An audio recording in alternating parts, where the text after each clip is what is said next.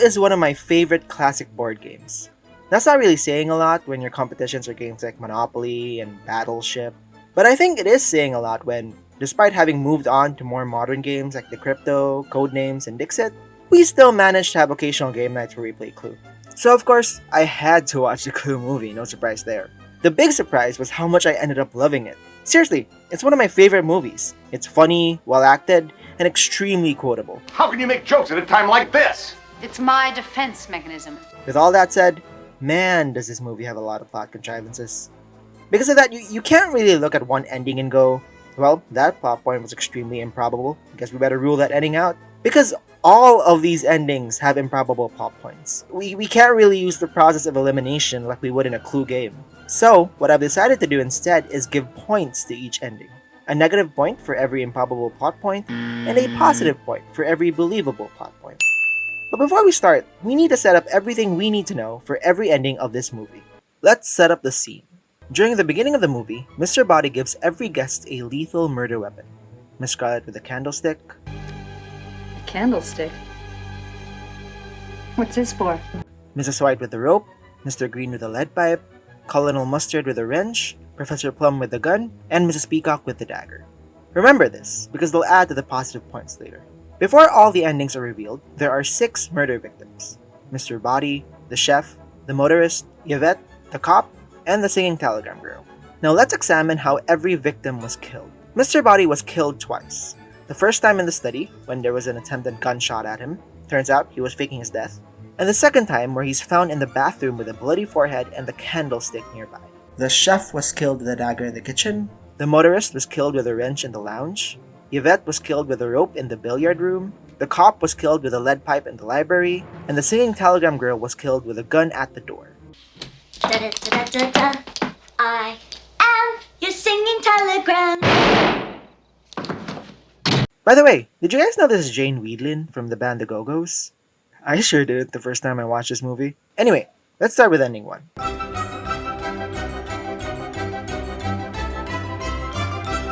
In ending 1, it's revealed that there are actually 2 murderers, Yvette and Miss Scarlet. Yvette killed the cook and Mr. Body, while Miss Scarlet killed everyone else. The 2 of them worked together.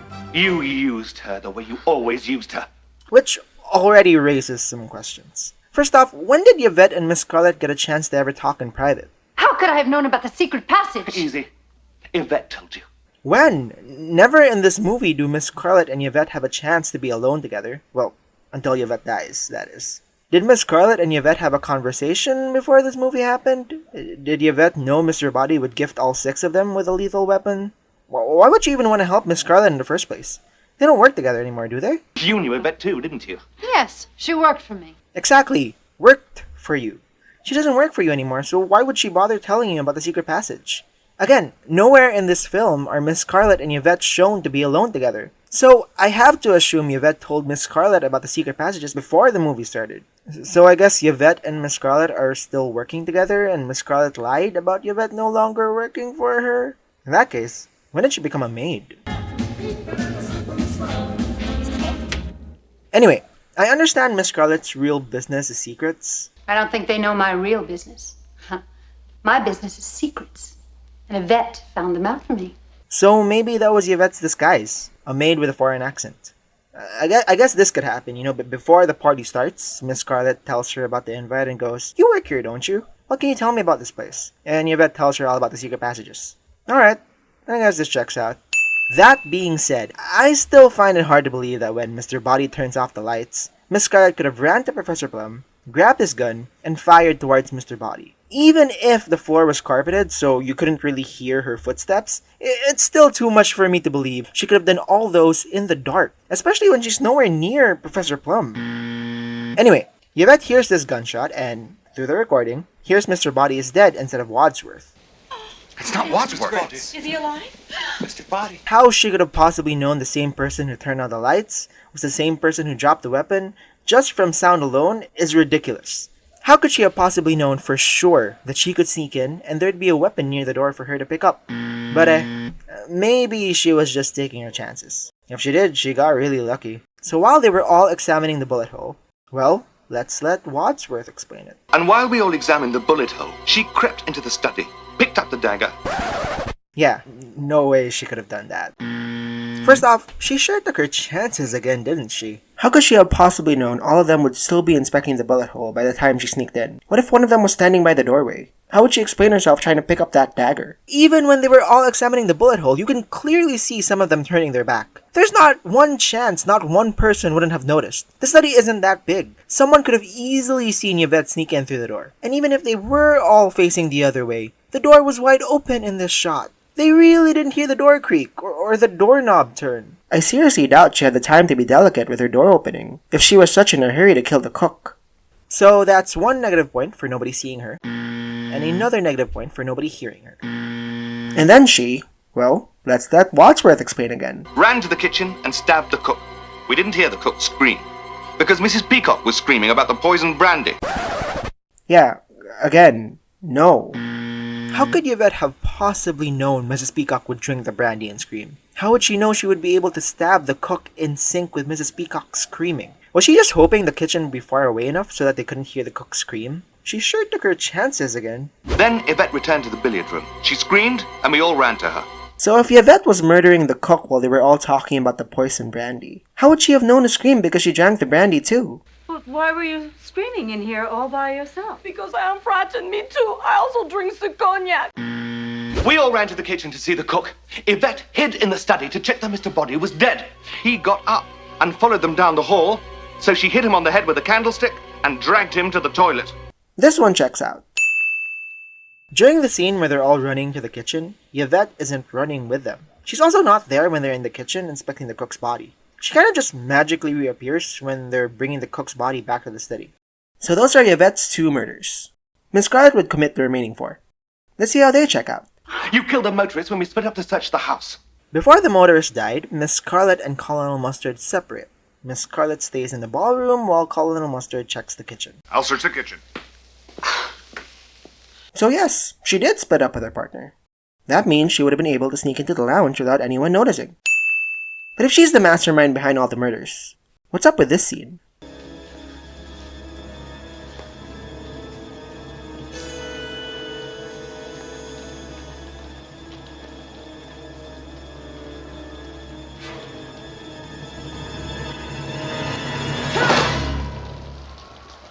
Why does she look so afraid when she knows nobody else is in the house? Let's say she needs the window open, so she can tell Mustard that she did, in fact, open the window. Mustard already left, so nobody's watching her open the window. So why put on this act? She's got 2 things to do. She needs to check the documents left on the desk, and she needs to kill the motorist. And she needs to do both of them before she reunites with Colonel Mustard. That's a lot of things to do in such an uncertain time frame, so why waste time with this act? Anyway, the motorist was killed in the lounge, and the murderer was able to access the lounge through the secret passage in the conservatory. After the motorist dies, we see Colonel Mustard and Miss Scarlet reunite in the conservatory. Okay, here's the thing. I was going to give this a positive point for Miss Scarlet being in the conservatory after the motorist dies, but then I realized, how would Colonel Mustard know to meet her there? The only explanation is that after burning the evidence and killing the motorist, Miss Scarlet went back to the ballroom to wait for Colonel Mustard, or went to the kitchen where Colonel Mustard said he would be. However, when they're in the conservatory, it's Colonel Mustard that finds the secret passage, and not Miss Scarlet. No, this makes sense when you consider Miss Scarlet probably wouldn't want to reveal the secret passage. So when we split up again, you switched off the electricity. It was easy for you here on the ground floor. Weren't Colonel Mustard and Miss Scarlet on their way to the ballroom? Let's try the ballroom again. How did Miss Scarlet separate from Colonel Mustard then? Then, in the dark, you got the lead pipe and the rope, strangled Yvette, ran to the library, killed the cop. The library was locked, wasn't it? Why did you lock him in again? Wadsworth did lock the door. And Miss Scarlet goes nowhere near Wadsworth before they separate. How could Miss Scarlet have gotten the key in order to open the library? Picked up the gun where Yvette dropped it, opened the front door, recognized the singing telegram from her photograph, and shot her. I'm going to assume the photograph was of the girl in her singing telegram uniform. If so, alright, I guess this checks out. Yvette did drop the gun in a convenient place. Alright, and that's all 6 murders. So the total score for ending 1 is...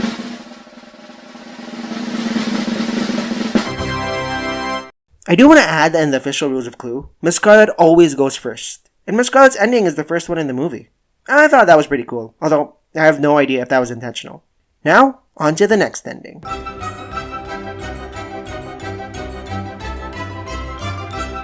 In ending 2, it's revealed Mrs. Peacock is the one responsible for all 6 murders. You murdered them all. First off, again, I find it incredibly hard to believe Mrs. Peacock could have grabbed Professor Plum's gun and fired it towards Mr. Body in the dark. Second off, what really sucks about this ending is that it's never explained how Mrs. Peacock could have known about the secret passages. They explain how Miss Scarlet could have known, but Mrs. Peacock? She would have to have known about the secret passage to the study to kill Mr. Body with a candlestick, and the secret passage to the lounge to kill the motorist. Even if the lounge was somehow unlocked, we clearly see the secret passage being used. And as for Mr. Body, we clearly see her running towards the kitchen and being there with them when they enter the kitchen. So it's not like she could have stayed behind. Speaking of staying behind, Yvette didn't run with them towards the kitchen. Assuming she stayed in the study, wouldn't she have noticed Mrs. Peacock entering through the secret passage? And even if she didn't stay in the study, she must have stayed in the hallway, or at least nearby, since she does reappear when they bring the cook's body to the study. Wouldn't she have noticed Mrs. Peacock murdering Mr. Body? However, Mrs. Peacock could have easily killed the cook given that she's moving off screen when they enter the billiard room. She's also not with them when they're at the doorframe. I also want to mention that the weapon she got as a gift was a dagger, and that's the first weapon she uses. It makes sense that the dagger would be the first thing she'd reach for. Ending 1, however, made it a point to explain how none of them heard the cook screaming. And in this one, did the cook just not scream when Mrs. Peacock murdered her? They were in the billiard room when this happened, which is much closer to the kitchen. And it's not like anyone was screaming when the murder took place, so did the cook just not scream? I also question how they couldn't have possibly seen her sneaking off into the secret passage when they were in the kitchen. Or even just a simple, hey, where'd Mrs. Peacock go? Do none of these characters have peripheral vision? Not to mention, Wadsworth is right there in the staircase. He really didn't notice Mrs. Peacock sneaking off? Now what about when she turned off the electricity? Yes! The can of mustard wasn't in the cellar. No. But you were. And so was Professor Plum. We clearly see stairs leading down to the cellar, and the switch is at the top of the stairs. Wouldn't he have heard Mrs. Peacock going up and down the stairs, given that in the next scene she's back down in the cellar again? Actually, let's add another point to that, given that she would have had to separate from Professor Plum twice in order to commit the murders. So, already, the remaining 3 murders are highly improbable. But then the library plot hole comes into play again. Ran to the library, hit the cop on the head with a lead pipe. Again, the library was locked, so there was no way Mrs. Peacock could have opened the door and killed the cop. The doorbell rang. It was a singing telegram. The murderer picked up the gun where Yvette dropped it, ran to the door, opened it, recognized the girl from her photograph, shot her. And again, Yvette dropping the gun makes it convenient for the murderer to pick it up. But what if the authorities find out what happened? The FBI will take care of that. You mean my phone call from Mr. Hoover? I work for him, of course. How else could I have known everything about you all? I always thought the whole to Wadsworth envelope thing was just for show. But now that I think about it, this envelope might have been from Mr. Hoover if he works for him. And the final score for ending 2 is...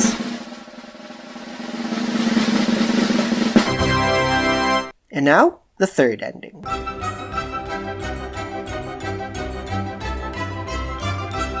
According to the film, the third ending is the official one, given that the title card says, but here's what really happened. Well, we'll just see about that. Let's consider each murder one by one. Great idea, Wadsworth. Given that every murder in this ending was committed by a different character, it makes sense to go through every murder one by one. Let's start with Mr. Body. Professor Plum, you knew that Mr. Body was still alive. Even psychiatrists can tell the difference between patients who are alive or dead. Professor Plum was, in fact, the person who checked to see if Mr. Body was alive or not. So, it would make sense for Professor Plum to pretend Mr. Body was dead. You fired the gun at him in the dark and missed. Professor Plum got the gun as a gift, and anytime someone uses their gifted weapon in this movie, I give it a point for believability. It just makes sense to me that the weapon you'd receive would also be the weapon you'd have in your head, and therefore, the weapon you'd want to use.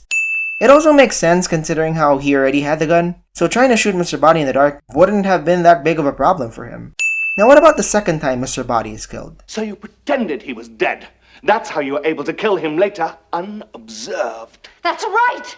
He was the missing person in the kitchen after we found the cook dead! Yes, he was! Professor Plum disappears from the kitchen a few seconds after he arrives there, implying that he sneaked off into the secret entrance to kill Mr. Body.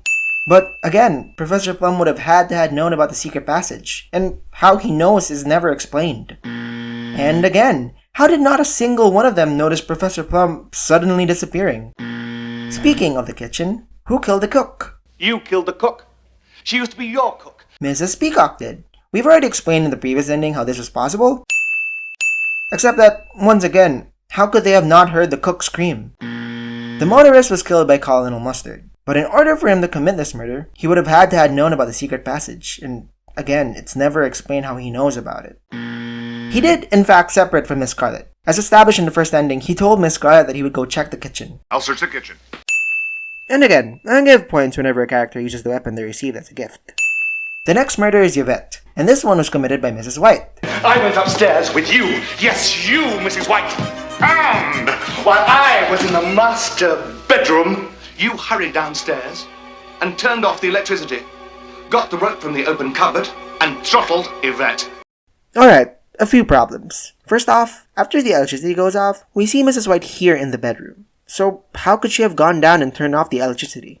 Another thing is that when she's murdering Yvette, she's wearing gloves. Given that she's the only woman in the group not carrying a purse, where did she hide her gloves? But she did use the rope to murder Yvette, and we know how I feel about that.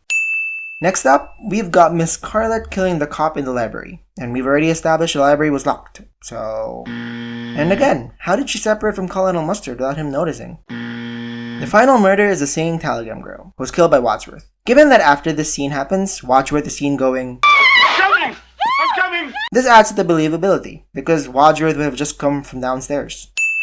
And the final score for ending 3 is...